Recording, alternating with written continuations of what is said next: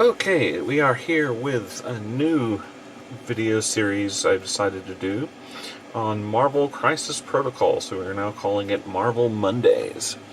Kicking off, we have the Spider-Man figure from the core set. The models are pretty good. There's a lot that come in it. They're, I'd say oversized 32 millimeters, which means they should be a lot of fun to paint and pretty easy. For this scheme, I've decided to go with similar to the suit you see at the end of the new Spider-Man film, No Way Home. So, let's go ahead and get started. And the first thing I'm actually going to do is start by doing black lining on the edges that go between the blue and the red, as well as around the eyes. Just so that I have all of those parts broken out and I can correct any mistakes before proceeding to the primary colors I want to do. So we're going to use our Army Painter, we're going to use our model color, Vallejo Black Gray. So this is a really deep gray that pretty much looks black, simply because I don't like painting pure black on anything.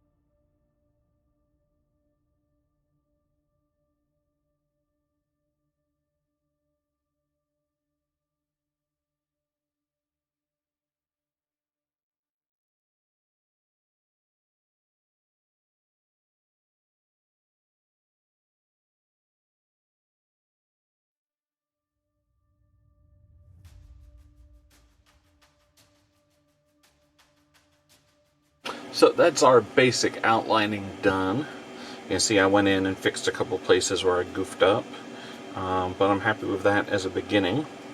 Next, for the sections that we're going to do blue, as it does appear a little metallic, I'm going to do a basing of shining silver for those areas.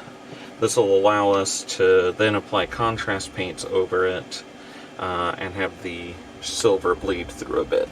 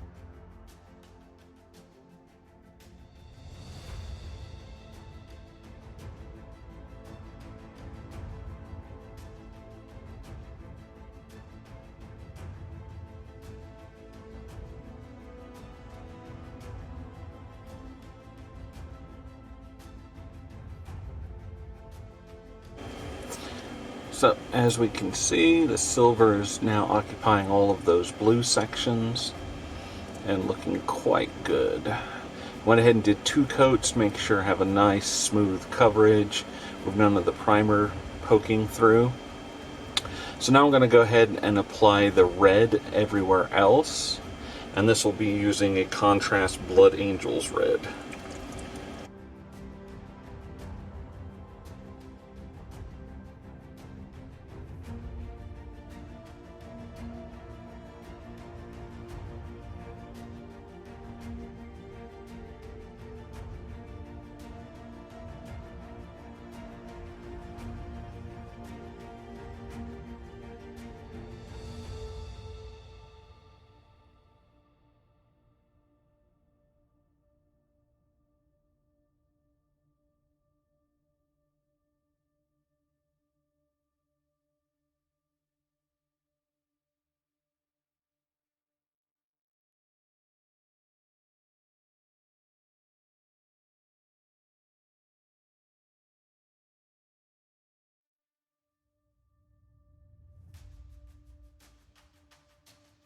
Alright, we can already see why I really love using contrast paints for this sort of thing. The red is really bright and poppy, perfect color for comic books.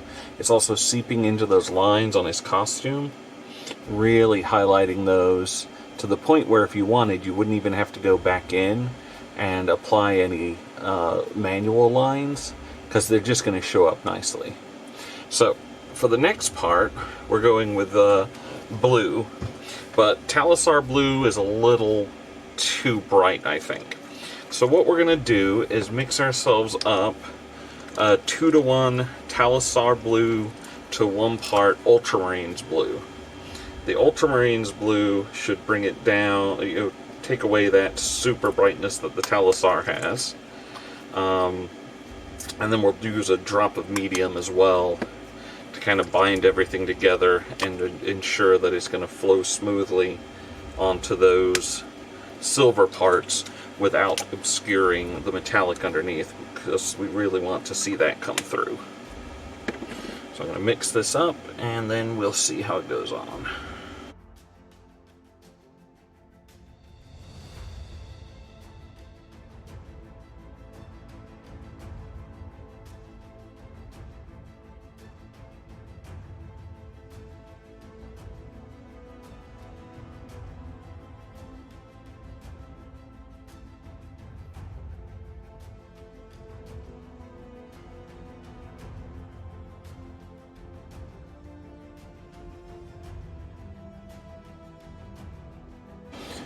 Okay, so yeah, that came out exactly how I wanted.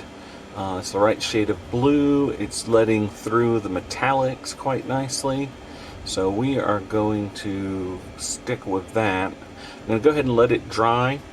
I did paint over the spider symbols on the front and the back. The red went over without any trouble and it still looks fine, but the one on the back, the blue, was just too much for it. So I'm going to let this dry and then go in and fix any patches that need to be fixed. Apply some more black to the spider logo on his back. Maybe a little highlight to the front, but I also need to get his boots. I forgot to do the black on those. But we'll do that once he dries up. Okay, now things have dried a bit. Let's go ahead and go back in and use our black gray on those couple spots.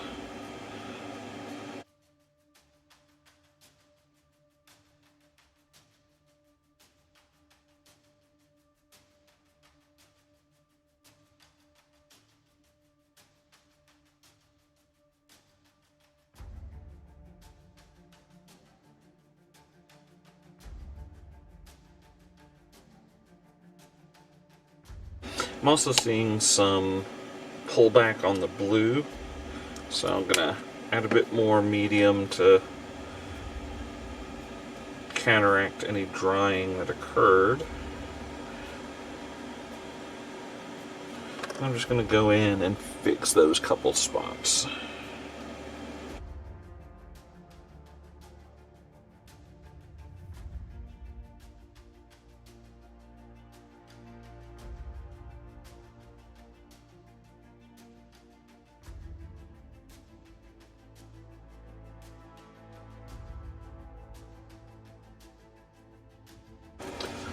Alright, now for the eyes, we're just going to real quickly do a touch of contrast Apothecary White on them, just to add to the shading and finalize them.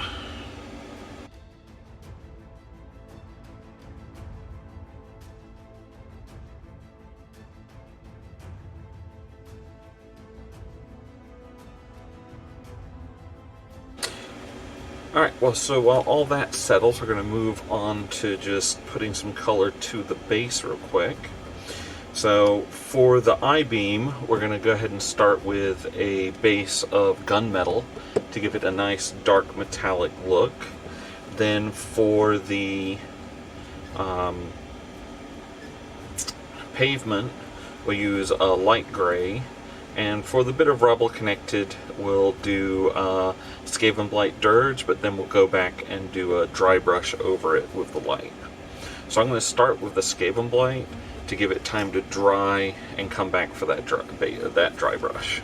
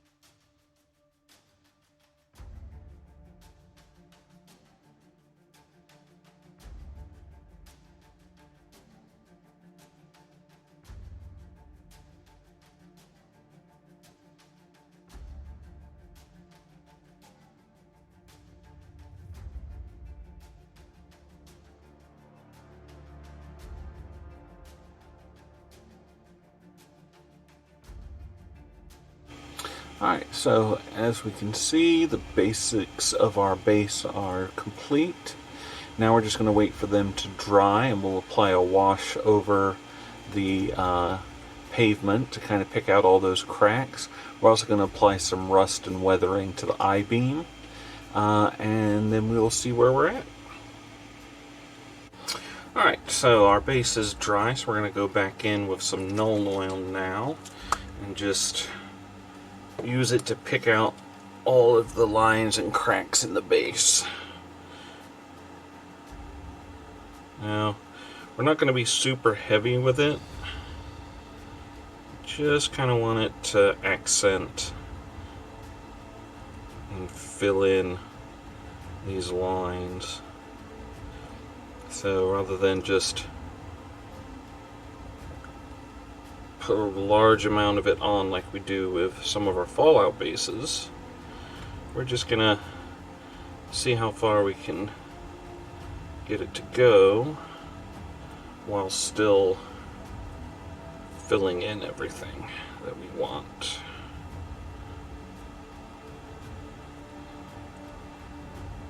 Sort of a less is more.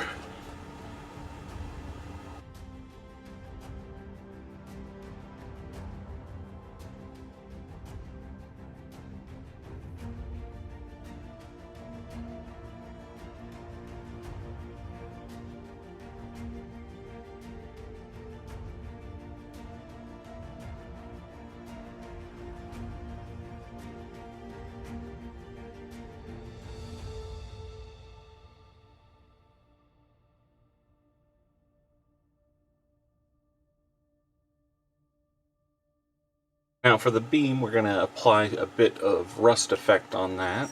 So I've got my dark rust from Vallejo, and we're just going to fill our cap a bit, and take a bit of paper towel, tear it off, scrunch it up a bit.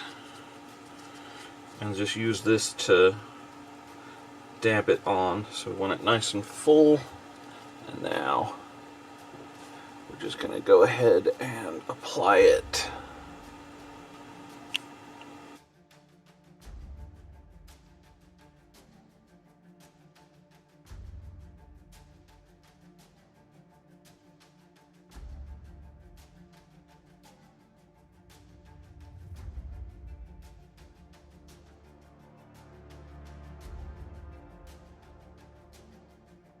Alright, so that will give us a little of an effect there. Next thing is, well, actually, as far as things go, you could stop pretty much there.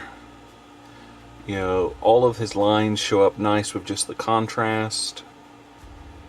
All the symbols are there, shiny pants are there. So you can call it done at this point. And from a tabletop perspective, he's going to look very Spider-Man-y. But if you want to take it a step further, there's a style of painting that's become fairly popular, especially with Crisis Protocol, that people refer to as comic style. And that is applying very thick black shading. And what I mean is, so like under the arms and anywhere where shadows would be, and in that way it frames the colors that you've placed down very nicely. Also, it's done with ink, so it's a different black. It's a very deep, flowable black. So, to give this a try, I've picked up some Liquitex Carbon Black, and we're going to give it a go.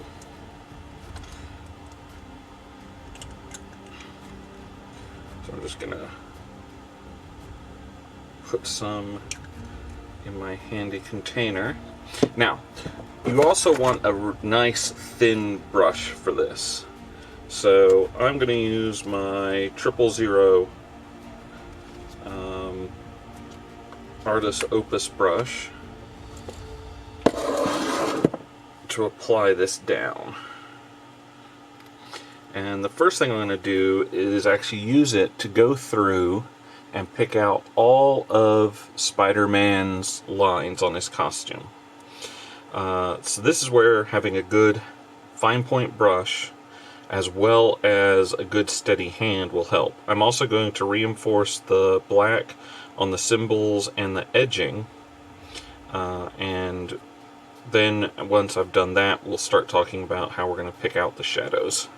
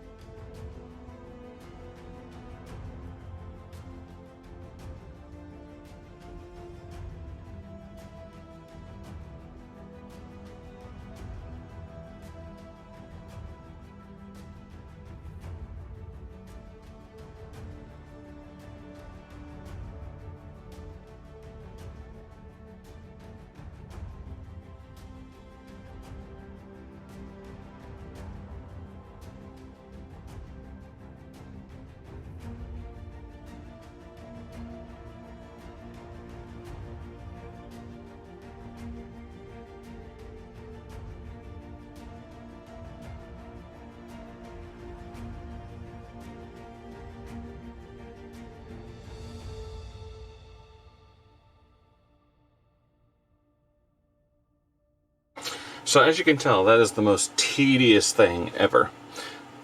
Hatching in all of those lines and edging it, it is the longest part of doing this model. If we had called it done, we'd have been done a while ago. But the nice thing is the contrast paint gives us a good guideline of where those black lines go, and it's so vibrant that even adding all that black, the red is still nice and shiny, and now you can really see the definition in his costume, even with my terrible lines. So all of that, I think, is well worth it. Now, the next step is going ahead and doing the comic style. So what we're going to do is anywhere that there's going to be deep shadow, and what I mean is if you're looking at the model head on, where are you not seeing? You know, where's the light not striking? And that's going to be underneath the arm, for example. So what we're going to do first is kind of fix this guy's little, there we go, is just add a bunch of ink, not a bunch, but you know, a nice line, thick line, and just kind of deepen that shadow. Bring it down. Now, that's going to extend all under there. We're also going to hit under. So I'm going to apply this first round and we'll see how it looks.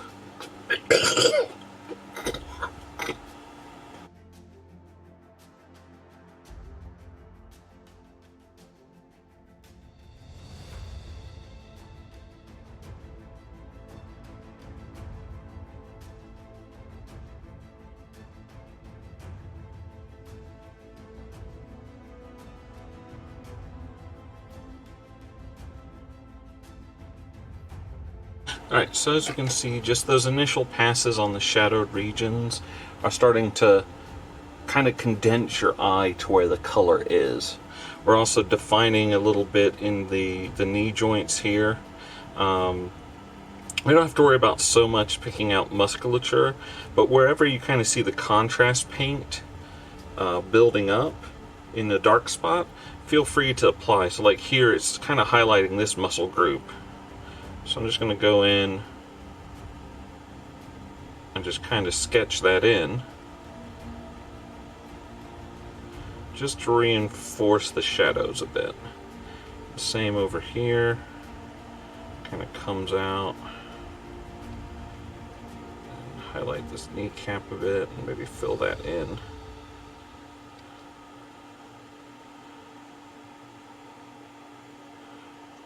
Just this little definition line there.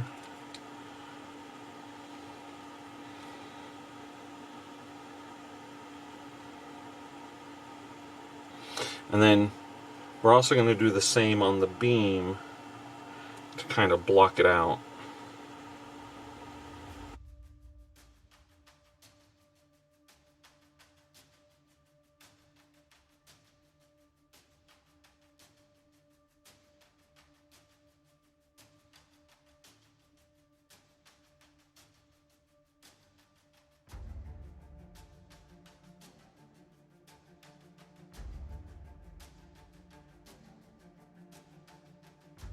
Alright, so some people will do a lot heavier shading than that. For my first time though, I think I'm going to call it there.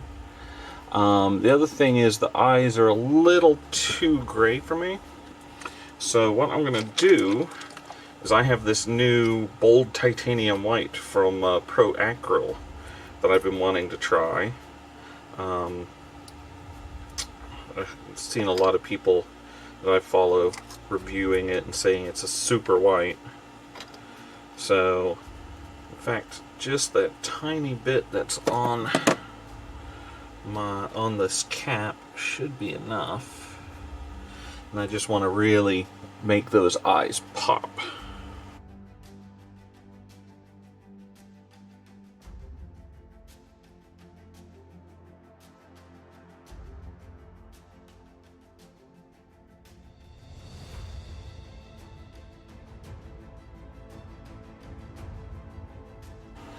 Alright, yeah, that went on super easy, and really, those eyes now look Great. So, we're going to call this done for my first Crisis Protocol Mini.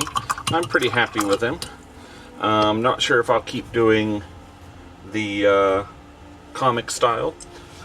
I know I'm at least going to do one non-metallic metal, and that's going to be Ultron. I think he's a really good candidate for it. And Iron Man I'll probably paint last once I decide if I want to do him in the same. But there you have it, Spider-Man from Marvel Crisis Protocol. These videos will probably be every 2 weeks, alternating with my terrain videos once my airbrush gets fixed and I can finish the bus, which should hopefully be next week. Thank you all, and we will see you later.